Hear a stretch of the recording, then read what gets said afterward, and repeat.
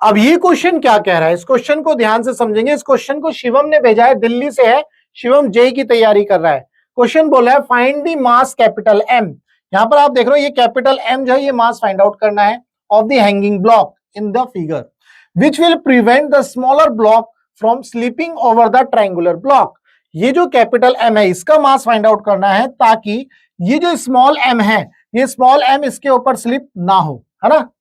which will prevent the smaller block from slipping over the triangular block। Triangular block के ऊपर ये small m जो है slip ना हो, इस तरह से हमें इसका मास कैलकुलेट करना है। All the surfaces are frictionless and the string and the pulleys are light.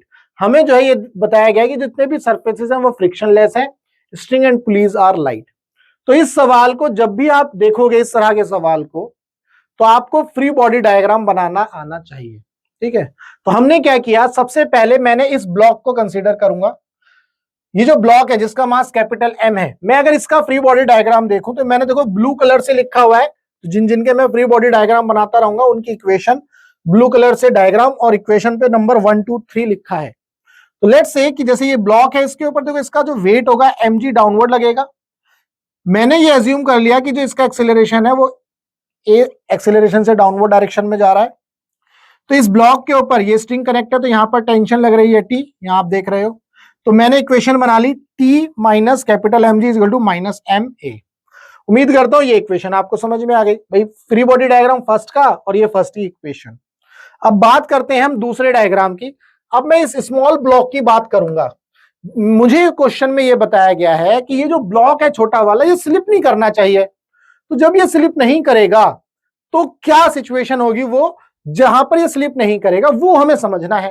तो वो कैसे समझेंगे, क्योंकि जब ये ए एक्सीलरेशन से डाउनवर्ड डायरेक्शन में जाएगा, ध्यान से समझो, जब ये ब्लॉक ए एक्सीलरेशन से डाउनवर्ड डायरेक्शन में जाएगा तो ये जो ट्रायंगुलर ब्लॉक है ये भी ए एक्सीलरेशन से इस डायरेक्शन में जाएगा। भाई अगर ये ब्लॉक ए एक्सीलरेशन से इधर जा रहा है तो ये ए एक्सीलरेशन से इधर जाएगा, क्लियर है। तो जब ये ए एक्सीलरेशन से इधर जाएगा तो इसके ऊपर क्या लगेगा, एक सूडो फोर्स लगेगा पीछे की तरफ। भाई ये बिल्कुल वही केस हो गया जैसे मान लो आप बस में बैठे हो और बस वाले ने एकदम से एक्सीलरेशन दे दिया तो आपको पीछे की तरफ धक्का लगता है, होता है ना। तो वो जो पीछे की तरफ धक्का लगा या फोर्स लगा उसको हम क्या बोलते हैं, सूडो फोर्स। बिल्कुल ऐसे ही यहां पर जैसे ही ये मास जो डाउनवर्ड जाएगा और ये ट्रायंगुलर ब्लॉक राइट साइड में जाएगा तो इस छोटे वाले ब्लॉक के ऊपर एक सूडो फोर्स लगेगा पीछे की तरफ, that is equal to M A. ये सूडो फोर्स पीछे की तरफ लगेगा। अब मैं क्या करूंगा, इस ब्लॉक को यहां पर देखता हूं इसके ऊपर कौन कौन से फोर्स लग रहे हैं। एक तो इसके ऊपर ये फोर्स लग रहा है mg। भाई ये mg, इस mg के दो कंपोनेंट हो गए, mg cos थीटा और एक हो गया mg sin थीटा। इसके ऊपर एक ma फोर्स लग रहा है जो कि सूडो फोर्स है ma। तो यहां पर आप देख रहे हो कि ये थीटा हो जाता है, ये ट्रायंगुलर का एंगल है, इंक्लाइन एंगल, तो ये थीटा हो गया। अगर ये थीटा हो गया तो आप ध्यान से देखो ये 90 माइनस थीटा, तो इसका मतलब ये अगेन थीटा बन जाएगा आपका। तो ma का एक कंपोनेंट मिलेगा ma cos थीटा इस डायरेक्शन में और ma का एक कंपोनेंट मिलेगा इसके वर्टिकल mg sin थीटा। आप ध्यान से देखो इस ब्लॉक के ऊपर दो कंपोनेंट यहां पर मिल रहे हैं, ma cos थीटा और mg sin थीटा। अगर इस ब्लॉक को स्लिप नहीं कराना तो ये दोनों जो फोर्स है ये दोनों इक्वल होने चाहिए। अगर इन दोनों में से कोई भी फोर्स मान लो mg sin थीटा बड़ा हो गया तो ये ब्लॉक जो है नीचे की तरफ क्या हो जाएगा, स्लिप कर जाएगा, ये मूव करना शुरू कर जाएगा। और अगर ये वाला फोर्स ज्यादा हो गया ma cos थीटा तो ये ब्लॉक जो ऊपर की तरफ जो है स्लिप करना शुरू कर जाएगा। तो यहां पर आप देख रहे हो कि इन दोनों सिचुएशन में अगर ये दोनों फोर्स इक्वल हो जाते हैं तो ये ब्लॉक जो है स्लिप नहीं करेगा।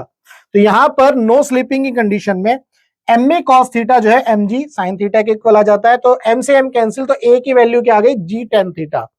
ये हमारी सेकंड इक्वेशन सेकंड डायग्राम के लिए। थर्ड, आपको मैंने ये बताया कि जो ट्रायंगुलर ब्लॉक है ये ए एक्सीलरेशन से आगे की तरफ जाएगा। तो जब ये ए एक्सीलरेशन से आगे की तरफ जाएगा तो चूंकि ये पूरा का पूरा सिस्टम जो है कैपिटल एम डैश और ये वाला एम, ये पूरा का पूरा सिस्टम जो है आगे की तरफ जाएगा, ये टेंशन टी है तो टेंशन टी लग रही है, तो capital M plus small M into A. तो ये आ गया आपके पास इस थर्ड डायग्राम के लिए इक्वेशन। उम्मीद करता हूं ये चीज आपको समझ में आ गई। अभी तक तो मैंने इस क्वेश्चन की सिचुएशन को एक्सप्लेन किया है और अब मैं जो है इस क्वेश्चन को सॉल्व करूंगा। मैं क्या करूंगा, इस t की वैल्यू को उठा करके यहां रखूंगा, सबसे पहले थर्ड इक्वेशन में से उठा करके फर्स्ट इक्वेशन में टी की वैल्यू रखूंगा, वहां से मैं इस इक्वेशन में से कैपिटल एम निकालूंगा। उसके बाद मेरे पास ए की वैल्यू दी गई है, तो जो ये यहां से इक्वेशन बन के आएगी वो ए की वैल्यू उस इक्वेशन में रखूंगा। ध्यान से देखेंगे, फ्रॉम इक्वेशन 1 तो टी की वैल्यू रखी, देखो मैंने M dash plus small M into A that minus capital M into G is equal to minus M A. तो यहां से मैंने क्या किया, एम को निकाल लिया। तो जब कैपिटल एम की वैल्यू निकाली, यही तो हमें फाइंड आउट करनी है, तो M dash plus small M into A अपन में जी माइनस ए। अब ए की वैल्यू क्या है हमारे पास, जी टेन थीटा, मैंने यहां रख दी। यहां से जी कॉमन निकालेंगे तो जी से जी उड़ जाएगा, टेन थीटा अपन में 1 माइनस टेन थीटा। अब मैंने क्या किया, टेन थीटा को कन्वर्ट किया 1 upon cot theta, 1 upon cot theta. तो यहां से एलसीएम लेकर के कॉट थीटा माइनस 1, तो नीचे वाला कॉट थीटा उड़ गया, तो हमारे पास ये इक्वेशन आ जाएगी। उम्मीद करता हूं इस क्वेश्चन के अंदर जो भी आपका डाउट रहा होगा वो डाउट आपका सॉल्व हुआ। अगर आपका इसके अलावा फिजिक्स में कोई भी डाउट है तो आप जो है इस नंबर पर व्हाट्सएप कर सकते हैं। ठीक है जी, हमारा मकसद है टीच फ्री फॉर इंडिया। आप इंडिया के किसी भी कोचिंग सेंटर में पढ़ते हो, चाहे अड्डा चड्डा फड्डा गड्ढा कहीं भी, और फिजिक्स में आपका डाउट है और सॉल्व नहीं हो रहा है, समझ में नहीं आ रहा है कोई भी कॉन्सेप्ट, तो आपको करना क्या है, आपको अपना फोन उठाना है, इस नंबर पर अपना डाउट शेयर करना है, व्हाट्सएप करना है, हम आपके डाउट का बेस्ट वीडियो सॉल्यूशन आपको बना करके देंगे। तो चलिए मिलेंगे हम अपने नेक्स्ट डाउट में।